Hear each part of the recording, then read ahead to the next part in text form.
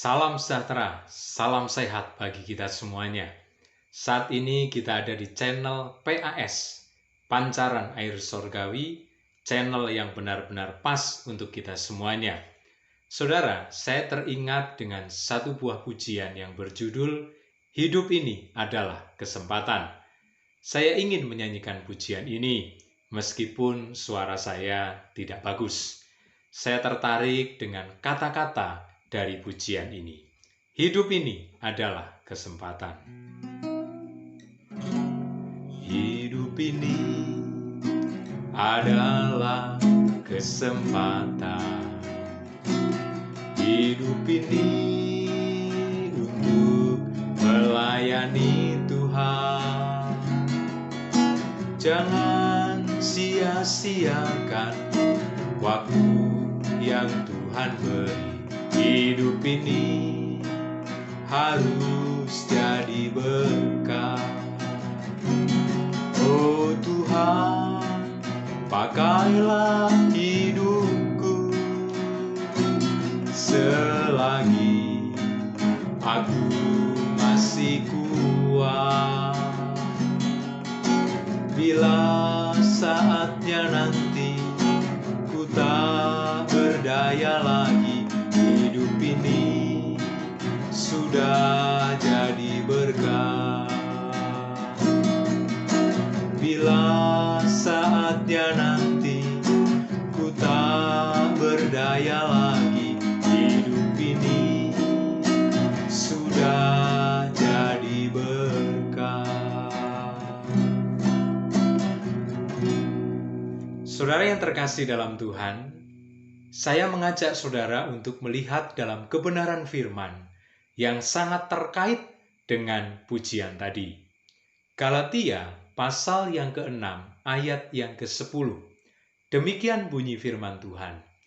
Karena itu, selama masih ada kesempatan bagi kita, marilah kita berbuat baik kepada semua orang, tetapi terutama kepada kawan-kawan kita seiman. Saudara, Rasul Paulus memberikan nasihat kepada kita supaya kita berbuat baik. Kapan kita harus berbuat baik? Sampai kapan kita harus berbuat baik? Jawabannya adalah saat ini dan selama kita hidup. Firman Tuhan berkata, karena itu selama masih ada kesempatan bagi kita. Sedikitnya ada dua pengertian dari kata kesempatan yang ada di dalam ayat ini. Yang pertama adalah nafas hidup, kehidupan. Ini adalah kesempatan, bahkan induk dari semua kesempatan.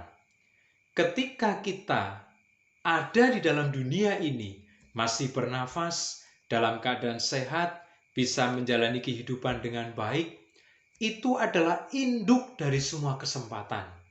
Karena apalah artinya kesempatan? Apalah artinya peluang kalau ternyata kita sudah tidak hidup? Kalau ternyata kita sudah mati? Jadi kehidupan ini adalah induk dari semua kesempatan untuk kita melakukan banyak hal.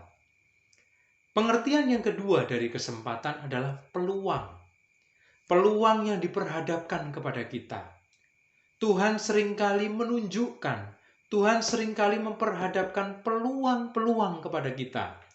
Dan peluang-peluang itu harus kita ambil, harus kita manfaatkan sesuai dengan nasihatnya, yaitu untuk berbuat baik.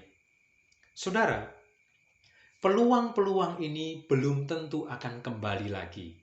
Peluang-peluang belum tentu akan terulang di waktu-waktu selanjutnya.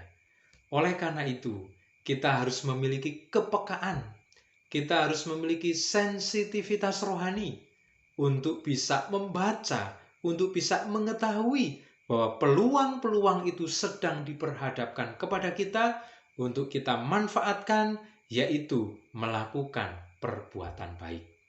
Kita harus menjadi berkat, kita harus berguna, kita harus mempermuliakan nama Tuhan.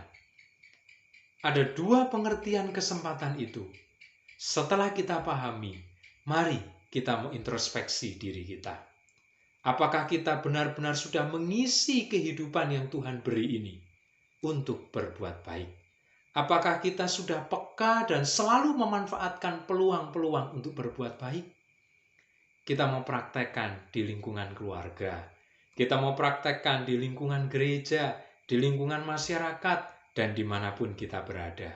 Berbuat baik untuk semua orang, terutama kepada kawan-kawan seiman.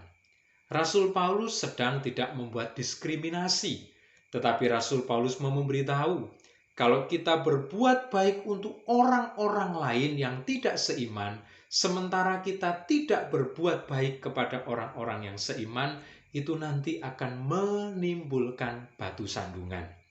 Oleh karena itu, kita harus praktekkan perbuatan baik kepada orang-orang yang seiman dan kepada semua orang, termasuk orang-orang yang tidak seiman kepada kita. Firman Tuhan menasehatkan, berbuat baiklah kepada semua orang tanpa batasan apapun juga.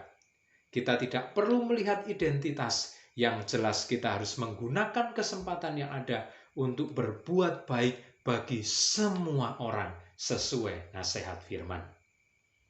Ada satu ayat lagi yang sangat terkait dengan Galatia 6 ayat yang ke-10 dan juga pujian tadi, yaitu ada di dalam surat Filipi pasal 1 ayat yang ke-22. Demikian firman Tuhan. Tetapi jika aku harus hidup di dunia ini, itu berarti bagiku bekerja memberi buah. Jadi mana yang harus kupilih aku tidak tahu. Saudara, Rasul Paulus sedang memberikan pendapat bahwa baik mati maupun hidup, dua-duanya menguntungkan bagi Paulus. Kalaupun dia harus mati, dia ada bersama dengan Yesus. Dia ada di rumah Bapa. Dia ada di tempat yang indah dan tidak ada air mata. Tetapi kalau dia harus hidup, dia pun bersyukur, dia pun bersukacita. Dan dia tahu ketika dia hidup, maka dia harus memberi buah. Saudara, berbuat baik yang dimaksud di sini, sesuai dengan Galatia 6 ayat yang ke-10, dan saya kaitkan dengan Filipi 1 ayat yang ke-22, berbuat baiknya adalah bermanfaat bagi orang lain. Berbuat baiknya adalah benar-benar bisa dirasakan manis oleh orang lain, mengubah kehidupan orang lain, berkesan di hati orang lain. Jadi saudara, seringkali ada orang-orang yang berkata, saya sudah berbuat baik. Apakah berbuat baik ini mengubah keberadaan orang lain? Apakah berbuat baik ini memberi manfaat besar bagi orang lain? Apakah hanya memberi manfaat sementara?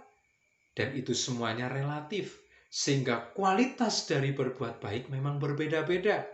Tetapi ketika berbuat baik ini dikaitkan dengan memberi buah, pastilah berbuat baik ini berkualitas tinggi. Karena buah yang dimaksud adalah buah yang matang. Buah yang dimaksud adalah buah yang manis. Buah yang dimaksud adalah buah yang segar. Buah yang menyehatkan. Banyak gizi dan banyak vitaminnya.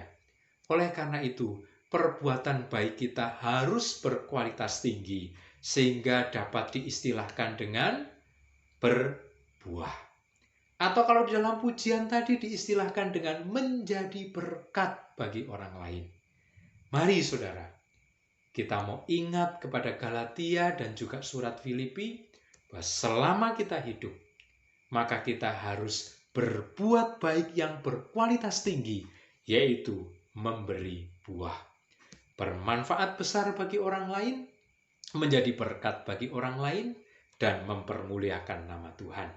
Karena dengan berbuat baik, dengan memberi buah, maka orang-orang akan melihat Yesus Kristus di dalam diri kita. Kita sedang mempraktekkan firman. Jadi firman Allah sedang dibaca melalui kehidupan kita. Dan orang-orang yang melihat itu akan mempermuliakan nama Tuhan. Saudara, ketika kita mendengar berita-berita akhir-akhir ini, bisa saja membuat kita takut, membuat kita khawatir. Karena tidak sedikit orang yang menjadi korban dari pandemi COVID-19. Tidak sedikit orang-orang yang kita kenal, sahabat-sahabat kita. Mungkin juga sahabat-sahabat dalam pelayanan yang dipanggil Tuhan, yang harus mengalami kematian, karena sakit penyakit termasuk COVID-19. Ada juga berita-berita tentang bencana alam, berita-berita tentang kecelakaan. Tidak sedikit orang yang harus meninggalkan dunia ini karena sebab-sebab itu. Berarti memang mereka tidak lagi berkesempatan untuk berbuat baik. Mereka semua sudah menggunakan kesempatan pada waktu mereka hidup. Dan setelah mereka tinggalkan dunia, mereka sudah tidak berkesempatan lagi karena mereka sudah bersama-sama dengan Bapa di sorga. Namun bagi kita yang masih ada di dunia ini, yang masih diberikan nafas hidup, yang masih dikehendaki Tuhan untuk hidup, kita tidak alami sakit, kita tidak alami celaka, kita tidak alami bencana, dan saat ini kita masih bernafas, kita masih hidup, ingat, Galatia 6 ayat yang ke-10, Filipi 1 ayat yang ke-22. Paling tidak ketika saudara mengingat pujian tadi, maka saudara harus menyadari bahwa hidup ini harus menjadi berkat. Sekali lagi, praktekkan dalam hal-hal yang sepele dulu. Lalu kemudian kita akan tingkatkan, sehingga perbuatan kita semakin berkualitas dan semakin berkualitas. Nama Tuhan yang dipermuliakan. Demikian firman Tuhan yang dapat saya bagikan. Tuhan Yesus memberkati kita semuanya.